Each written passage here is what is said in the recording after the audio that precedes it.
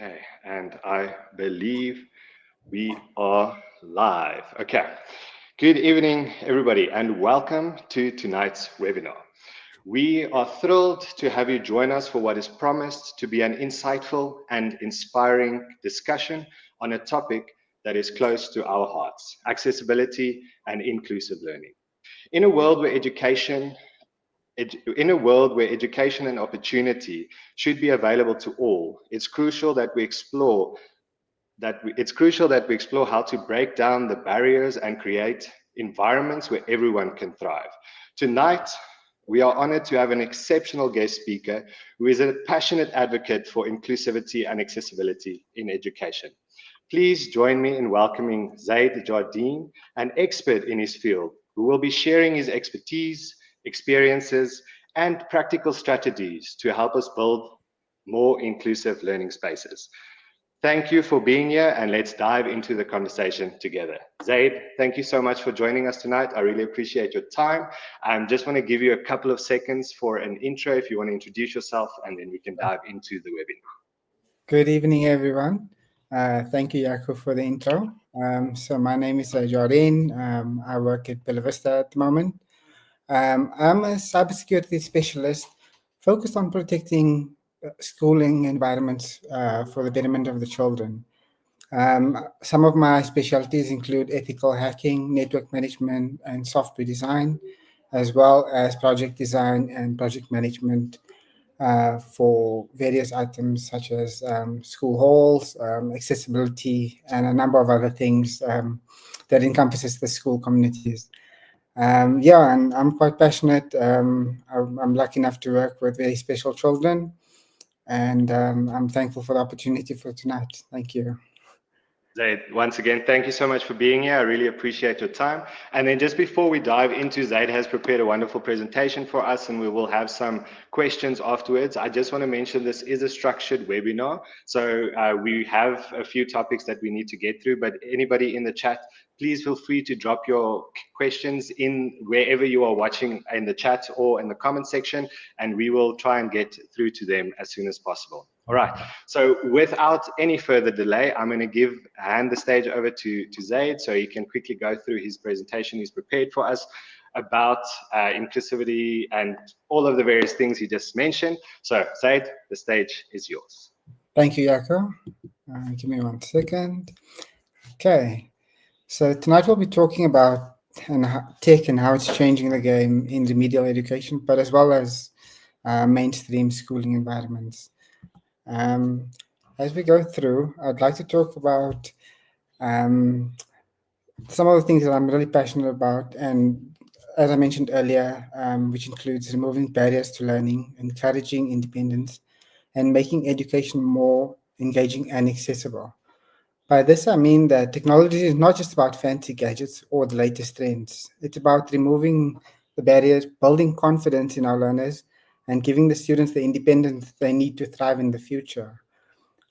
This is something that we all embody at Bellavista, so we always hope to empower the learners through various channels with support from the therapists, the OTs, and everyone alike. And I'm one of the lucky ones in the tech space to assist the learners through various channels such as gaming, specialized rooms to help them relax in case they feel overwhelmed or the meds are not working for whatever the reason might be. So yeah, let's dive in. Okay.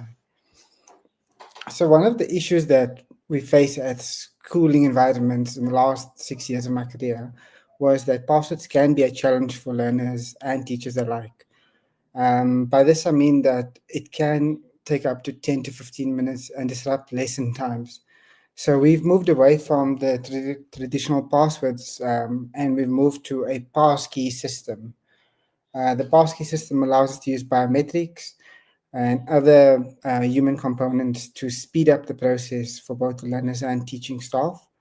One of the key features that has helped us in our school was the tutor boards, because this has tremendously sped up the time for lesson delivery in each of our classrooms. Okay. Go on. Okay. And then with some of the other features that we like to look at our school, we believe that AI should be part of the learning process that we do at the school. So stuff like Canva that traditionally the adults would use, we've included into our lesson plans so that we can teach learners about video design, presentation editing, and so on, just to prepare them for and enhance their digital literacy. Stuff like the ChatGPT models, we also include these, although there is an age restriction on these, the use of these models. So what we've done is we've built a in-house GPT model that does not broadcast the requests outside of the school. This allowing for private ChatGPT discussions, whilst the learners are able to get the most out of AI and also to utilize it in the classrooms. An example of this could be escape room gaming, where learners use AI collectively. The teacher might do the input, and they would then get the answers as a group and discover AI whilst playing through the game and solving problems together. Our environment includes MacBooks, Chromebooks, and Windows devices. So we do cater for all the learners with their various tools. And for this reason, we do learn about accessibility and try to get the most out of all of these platforms. And in Okay, yeah. Sorry, Zay, just before you go on, I just want to find out, you said you built your own model from Uh, that's based from ChatGPT. that is correct. So the language models that was trained for ChatGPT was, I think I brought it into our server, and then that broadcast was switched off into an internal broadcast. So if you're on our network and you have the user rights, you can then connect to it, and you can send the same kind of request that ChatGPT. It is limited because it doesn't have the full language model, but it is enough for the learners to dig their feet in and explore safely. Yes, that's very, very cool because that's one issue we do face in a lot of schools is the fact that AI is taking over, and how do you control this, or how do you safely implement this into your school so that kids can to work on it and learn from it and learn how to use it safely. So I'm sorry, interrupted you there, but I felt like that was a very cool point to stop on. Yeah, no, So no, not at all. So yeah, like I said, if anyone is interested, I'm happy to discuss this further. It is still very early on, as this project was started earlier this year. And while we still taking it to the lower grades to see how far and how useful it will be, I'm happy to chat and discuss because it is definitely rapidly growing, and we hope to grow with it. okay. No, thank you for that offer, Zaid. That's amazing. So anybody that would like to, uh, I'll put my email address in the chat, or if Zaid can type his email address in the chat, feel free to contact him if you guys want to learn anything more about this offline model. But Zaid, back to you. Thank you so much. That was amazing. Okay, yeah. So we've noticed that a lot of students struggle with traditional learning methods. It was for this reason that we looked at tools that could work for them. We actively encourage device usage from grade 3 upwards. Um, and we teach them to tap into accessibility features like text to speech, speech to text, dictation tools, and other small adjustments, even be it inverted displays to help them read screens better. Yeah, and basically, what this does is it empowers the students and helps them work independently. As soon as we can get the learners to a point that they are strong and independent enough to understand what tools they need to thrive in education, they when they leave Bellavista, they usually do thrive in many mainstream schools. We see this from the matric results year on year when the alumni visit us again to thank us for the tools that they've been equipped with from a young age. That's amazing. So another thing we do, and we how can I put this? We thrive in robotics. So our learners work with the Arduino quiz with the excellent coding and robotics teacher, Mr. De Beer. Some of the training that Mr. De Beer and I do and work with the kids include the Arduino arm kits, which were where we taught the learners to code robotic arms that could pick up, and it was almost just a mechanical hand of sort, if that makes sense. He also does cover 3D design, 3D printing, and a couple of other topics with them. Along with this, we also then looked at visual arts for the bigger grades. Some of this includes replicating um, holographic designs, where you would then have an image split four ways with a inverted pyramid that could then project a hologram image, along with the use of VR. But I'll discuss that in a bit. But basically, all this is to just prepare the learners for the future, because we do believe that the next level of the next set of careers where they'll be when it will be their turn, is that there'll be a lot of problem solving. So the tools that we're equipping them with will just help them do that job better in the future. Yeah, we always say, sorry, on that topic, we always say kids nowadays are going to do something in the future or have a job that doesn't exist currently. So you need to prepare them for all those challenges, which I think is absolutely amazing. Yeah. So um, another thing we do encompass is learning through gaming. There is a couple of projects that's undergoing with gaming in particular that we have. One being individual assessments on problem solving games. But yeah, it's still quite early in the stage because we will be going up to stage four before we decide on the results. But at the moment, we're researching the outcomes for the individual gaming assessments. Okay, We that's are also looking at stuff like Minecraft education. We would use custom maps. This allows us to make the environment feel more familiar for the learners, and we can then tailor it to the needs of what we're hoping to get. As I mentioned earlier, using escape rooms mm, within Minecraft. So there's a character that needs to figure out pieces within that room to escape, and that does help both problem solving and make the learning fun. okay. And it can be done in group sessions, which is great. So yeah, it is something we do I've, enjoy. We also I've went seen that. yeah, we also went last year to a Minecraft gaming tournament Oh, where the wow, kids placed third place at the Nasdaq Rage Expo. So that was also something fun. that's and amazing. No, that's awesome. and then some of the other tools we use is like the VR Quest 3. I don't know if anyone is familiar with those headsets, but they do have pass-through functionality, allowing us to grab the learners' desktops from their computer into their virtual environment so that they don't feel isolated, and the VR becomes, it's rather augmented reality rather than virtual reality. That would be the correct term. But we can then teach them about mathematical shapes and sizes, for example, by measuring out meters in an actual visual form, by measuring the environment around them. Okay, There's other fun stuff that we can do where musical lessons can be brought into the VR. And yeah, so we try to include this into our lessons. For example, if there's storytelling taking place, the headsets can then be used to dive into that environment where the story was taking place to kind of build a picture and get the kids' imagination working even further.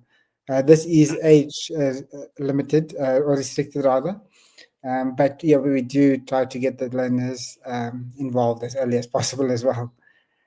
And no, then that's amazing.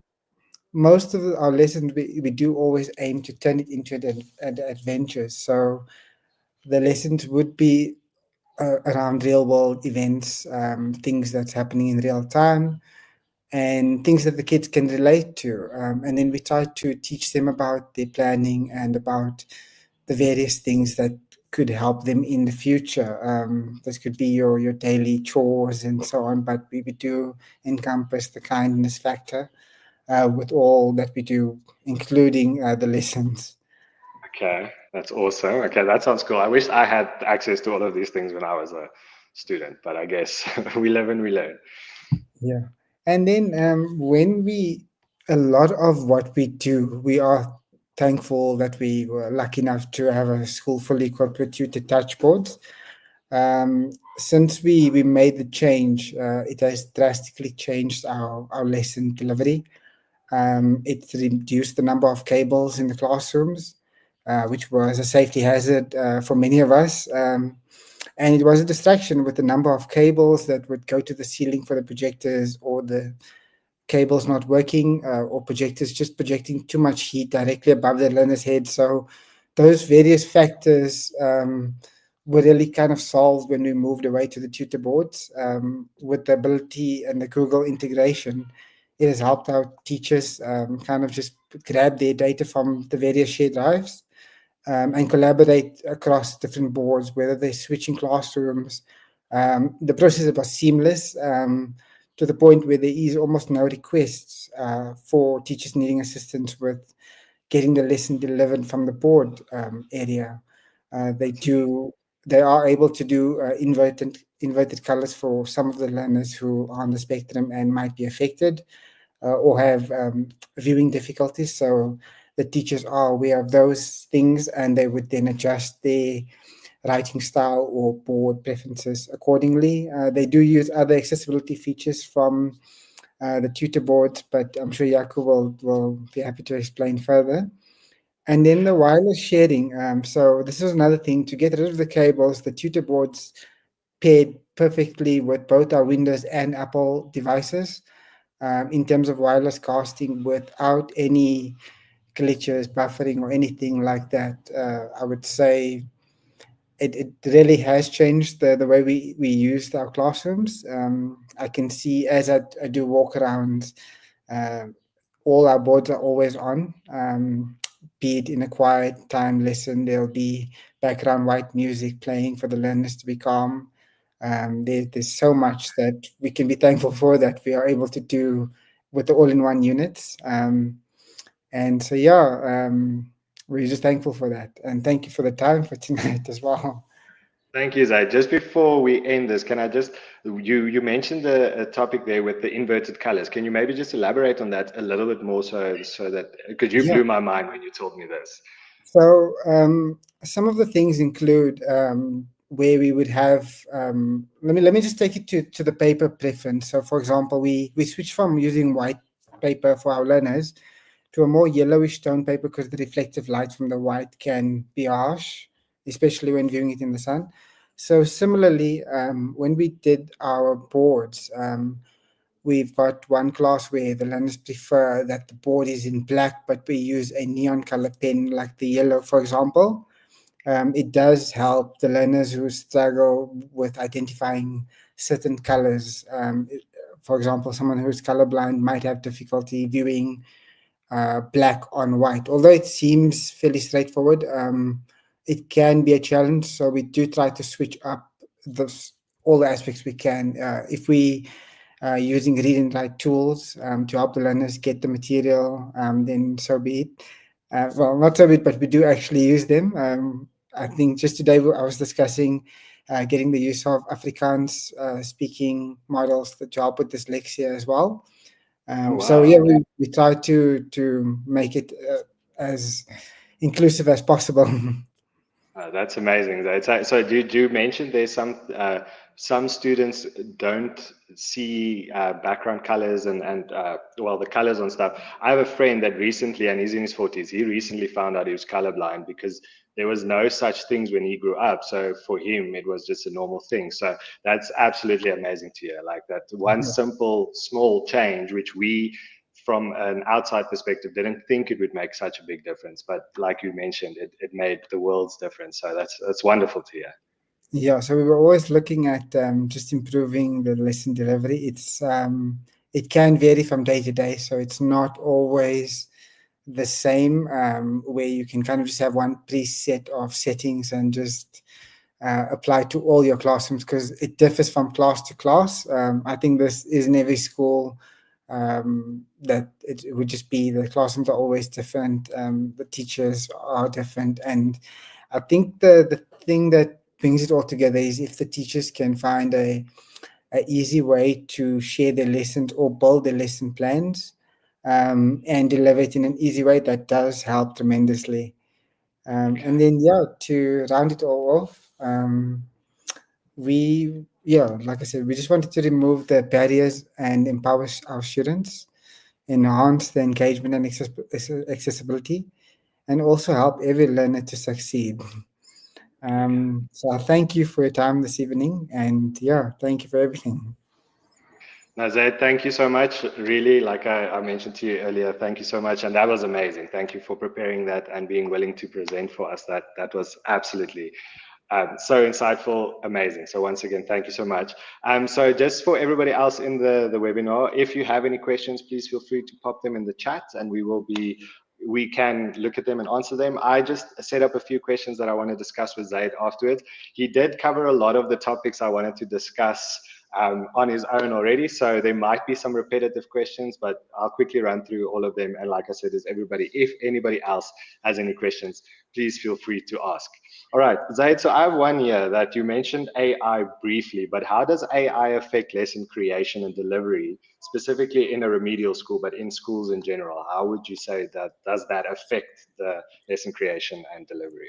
So I would say it actually improved tremendously, because we are able to give learners tools that we didn't have access to 10 years ago. If we think back to when we were kids in school, using PowerPoint with very limited features to make a simple word art was out of this world. But today we can actually teach learners about video design. They could make full scale adverts, if they had the imagination and were equipped with the tools early enough.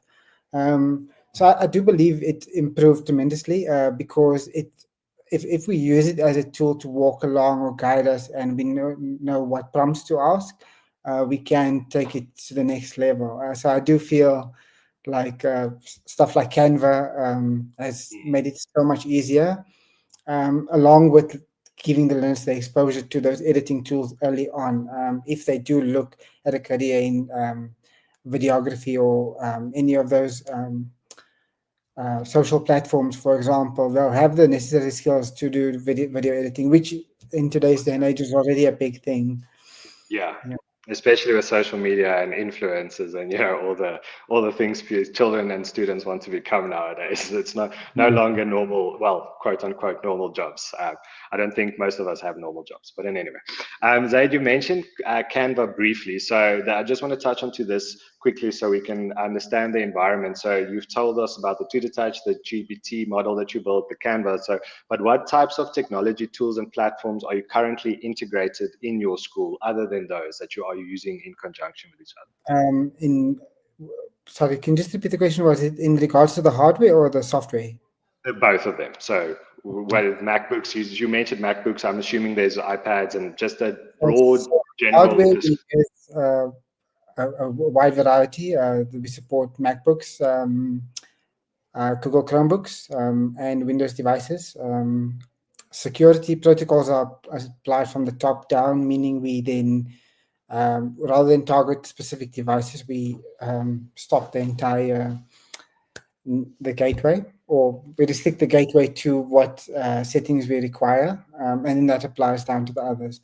We also do train our parents in between, on parental controls for the various devices, so they have control of those devices rather than the school trying to manage and then passing it down to the parent in between. So there is training that we do with in our digital citizenship, for device security, teaching learners about opening up their apps, and going further than just the initial acceptance of the terms and conditions, but rather the individual privacy settings. So this is just to explain to them how granular they can make their privacy online, be it not just the profile pictures, but alerts about where their names would pop up or anything along that line. We also do teach about not using your profile pictures, rather using the memojis. And that's just some of the software aspects as well, or the digital aspects with hardware. But like I said, hardware is cross-platform, and in the software, apart from Canva, there is other stuff. Yeah, there's actually quite a bit to mention, but some of the stuff that does help us is like the read and write tool, Canva. We use Gemini, and well as the local AI model that I won't mention for now, but if we need to ask more, we'll chat about that. Okay. Um, yeah, then there is other stuff. I just can't think of it at the moment, but there's plenty. But like I said, the Arduino kits, they come with their own specialized software for the learners to code on.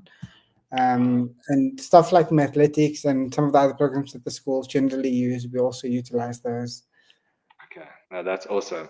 That's awesome. And then with that all being said, what do you think is the biggest challenge you face with implementing technology into specifically a remedial school or to fit in the teaching programs for the school? So I do feel one of the challenges is one is cost. It can be usually can be put on as a back burner for schools, because financially schools are pressed to get the numbers that they need to continue another year. They also need to look at growing facilities for sport and other aspects apart from just the tech space. And so, depending on various aspects, the schools face challenges in that finances can be a difficult thing to overcome, especially if you have to decide between a new track field or a new computer lab. It is very difficult, but those are some of the things that come across. Some of the other things include lack of training, Yeah, of course. where staff do not make the most out of the tools that's given.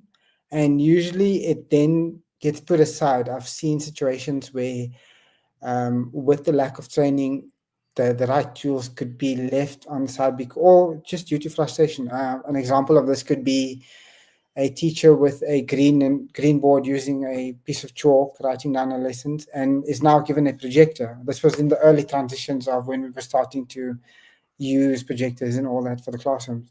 If the projector failed day on day, the teacher would not use it. She would revert back to the green board because it was more reliable. So the training and the support around that, because it's unfortunately not all schools are lucky enough to have the additional support on hand.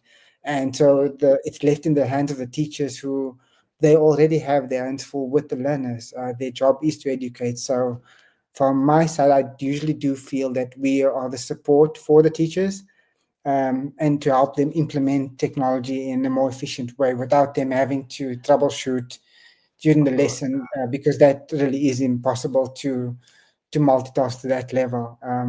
So I do feel it's a combination of the training, the support, and the financial cost that make it a bit more difficult for all the schools to implement. Yeah, you're right. And if a teacher is struggling with a presentation in the middle of the classroom, you'll lose the concentration of the students in any way. So then the rest of the period or the rest of the lesson has gone up in smoke along with the troubleshooting. But with that being said, you did mention that there was well, I'm going to call them success stories. So my next question is, are there any specific success stories or cases that you can think of where technology has significantly improved students' learning or lesson delivery the from the teachers? So yeah, I do feel it has improved tremendously. If we look at just the way we can, COVID was an excellent time for us to test this theory. If we look at COVID, when we learners had to navigate, and schools as well, all schools had to make the change to be available online, deliver online. And I think this was a test that really showed how prepared we were to make the change. And it was during this time that we could see a lot of schools. There was additional support given by companies such as Google, who made the platforms open to help schools. They would give packages like the basic or the fundamentals, with plenty of tools that helped us manage domains, the emails. It enhanced the security for the communication, along with made it more accessible for learners to get the material needed. Um, and I think since then we've grown to a more hybrid solution where we are in class, but we are prepared also to communicate online and help one another. So the barrier to learning has been reduced because the lesson doesn't just stop when the bell rings, Of because course. now learners can reach out to their teachers in a professional and um, in the correct way via email. It's a safe and secure channel. If you do have the right encryptions on your website and your domains, then that communication is safe. And yeah, so I do feel there was a lot that was fixed. And I think as bad as COVID was, that shift that it kind of pushed us out of our comfort zone to get these things. Because I don't think it would have happened as rapidly if there wasn't that stress on us at the time. So I do feel that it has pushed us in the right direction. Yeah, I wanted to mention the same. Like a lot of people, and COVID was bad. I'm not downplaying it, but for Yeah. technology and hybrid learning and schools specifically, it forced them to make the switch. And you could see a lot of schools thrive. Yes, there was unfortunately schools that didn't have the opportunity to go digital, but for the schools that were able to, I think you could see they definitely did thrive in between all of the nonsense that was going on. But anyway, so just from our side, you did mention one of the difficulties was training and so forth. So just before you answer my next question, I just want to mention, so I know from our side, we do offer free training sessions, as many as you want, and they're off absolutely free of charge. But for your side, for any other tech in the school, how do teachers and staff receive the training? What would you say was the best case solution? An on-site training session, online training session, maybe some demos, and then getting them to use the tech on their own. What would you say was the best way of I receiving would, training?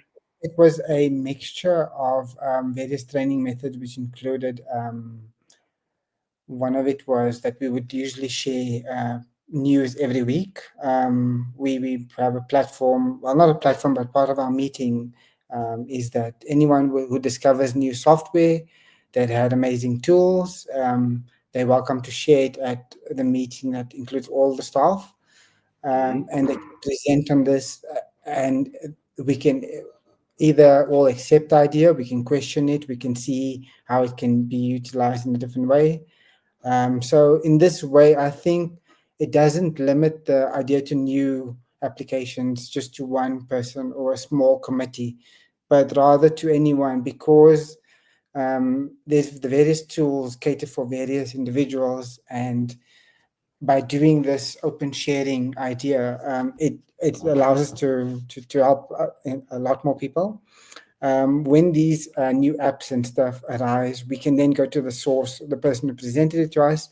We can share the training between each other.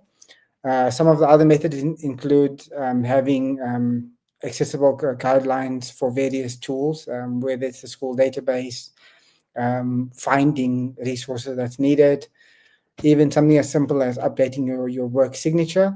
There'll be guidelines with pictures that's accessible on Drive. So if staff search for, they may be stuck with their signature, they can just go to Drive, search signature guide, and they'll find the resources to walk them through it. There is also the backup support where I could then assist with them. And then also we do a lot of training. I know I've asked you guys to come and assist us many times with in-person training because we do enjoy that.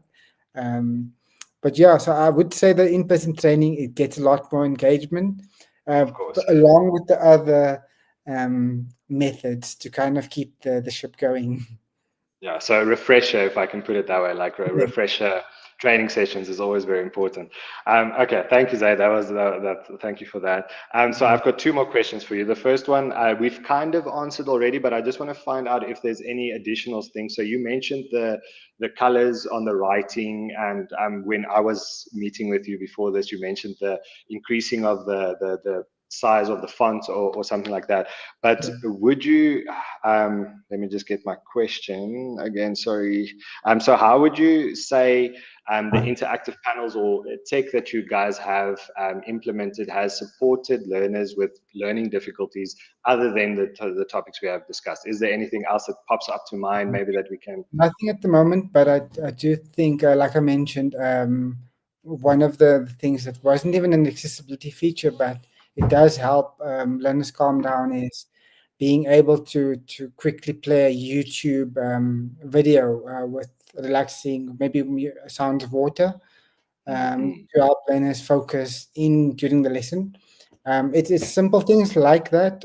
So it's not necessarily one or two features, but more the access to anything that you need when you need it. And I think that some of it what we might not have discovered as yet, but usually as we go along, the teachers do find what works for them in their classrooms. And I of think course. that's what helps with the tutor boards. It does kind of have the full package.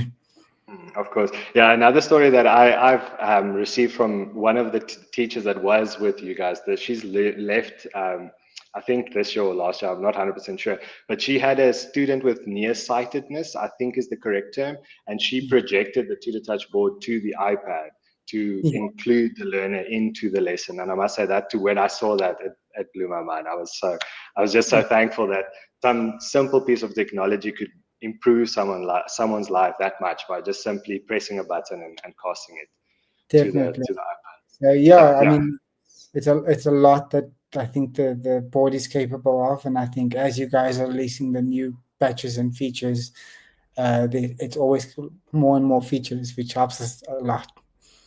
definitely, definitely. And Zaid, if there's anything that you want specifically, you can just contact us and we'll see if we can implement that for you. Definitely. And then the last question I have for you tonight is just, would you recommend interactive panels? It doesn't have to be Tutor Touch. Of course, I would like you to promote Tutor Touch, but would you recommend interactive panels for schools and remedial schools, mainstream schools, maybe public schools, depending on, would you recommend them to try and implement them into their schools?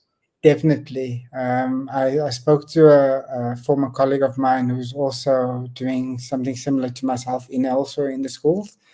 And I mentioned to him that the move away from projectors and the old interactive boards as we knew it. Yeah, I'm not going to mention the brand names, but those boards, it was a necessary shift. It's a costly thing in some schools. I do understand. So it's not as easy. Sometimes sharing the boards is required up until you manage to complete your classrooms, but it is a necessary shift because factors such as lifespan, the brightness. You no longer have to dim your classroom for the learners to be able to see because it creates unnecessary strain on the eyes by making the entire classroom dark and having a beam of light. So we try to keep our classrooms bright while using the board. So it's various factors like that that I think it is necessary for all schools to eventually make the shift.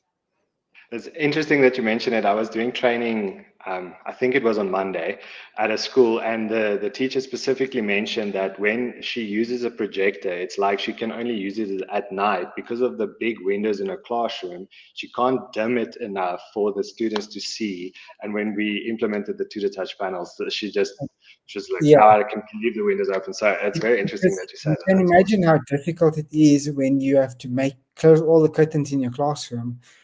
So the learners are not able to see what's on the screen or the projector, but they're not able to take their notes because the classroom is so dark. So it's something as simple as that that Yeah, we it's something that we don't like necessarily think about because I'm not in the education space like you are. But mentioning that, obviously, that makes so much sense that if there's darkness in the classroom, you can't really see the page. That is a very, very interesting way of looking at it. So no, thank you for that question. Zaid, thank you so much. That's all the questions I have. Do you want to say anything else that's all. before? Thank you for your time and thank you for everyone listening tonight. All right. Zayd, thank you so much. Anybody in the chat, I'm just going to say thank you for Zayd and make myself full screen quickly. So for anybody in the chat, I see there didn't come in through any questions on my side. If I missed anything, I will go back to the live stream and just see if I can answer that.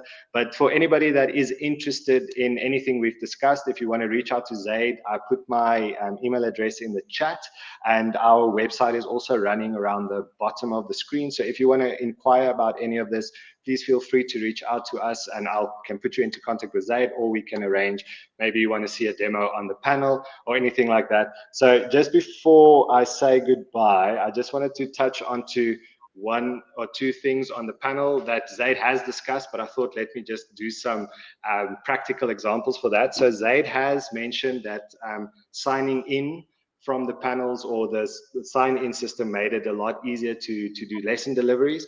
And we try to make it as simple as possible. So if I scan the code behind me quickly, you can see that I will be able to log into my account, would it be a school account or a work account, by simply pressing a login button, and that transfers all my content directly onto the panel, meaning I have no need for any external USBs. I don't have to copy anything or anything like that. By simply pressing a button on your phone, it does allow you to log in to the TutorTouch panels with your account. It's also a single sign-on system, so it makes sure that your content is secure. So once you're done teaching, you can press the logout button, and then you can go on from there. What's nice about this is it also allows schools that do not have the funds, say for multiple of these panels, to maybe start with one panel, and then multiple teachers can also teach on them with their own account. So as you can see at the back here, my account has logged in. So that's just one of the features I wanted to mention before we end. And then lastly, I just wanted to show, because this really blew my brain, blew my mind. So I just wanted to show with the interactive panel on the background. I know there's a lot of glare, apologies guys for the lights, but just to show that you have the option on our panels to change the background color to whatever you would need. Like Zayd mentioned, in some students might have like a bad effect for red or whatever the case may be. So you are able to change the background. So he mentioned, I think, black with then highlighted features. So with other words, like that, it comes through as white on the live stream, but it is a yellow bar that I've drawn there. So just to quickly go over some of the features he's mentioned. And anyway, everybody, that was the webinar for tonight. I hope everybody learned something and found it insightful and learned something new. And like I mentioned, if you guys do want to reach out to us, please feel free to pop me an email or send an email to, if you go to the website, you can fill in the inquiry form. But other than that, thank you everybody so much for your time. I really appreciated everything we discussed. And Zayd, once again, thank you so much. And without any further ado, I'm going to say good night and thank you so much.